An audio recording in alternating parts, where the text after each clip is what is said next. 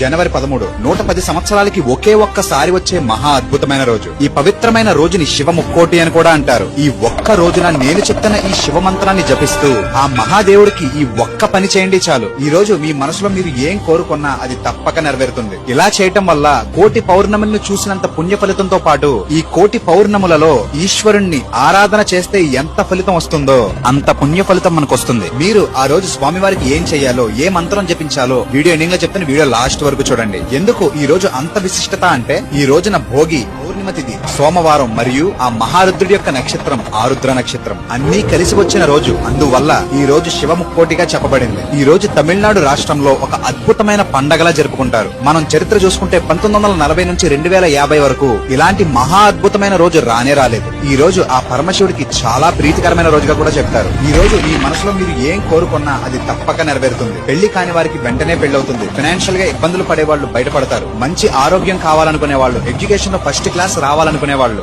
Business లో good profits చూడాలనుకునే వాళ్ళు ఈ ఒక్క రోజు ఈ మంత్రం జపిస్తూ ఆ శివుడికి ఈ ఒక్క పని చేయండి చాలు. ఆ బోళా శంకరుడు తప్పకుండా మీ కోరిక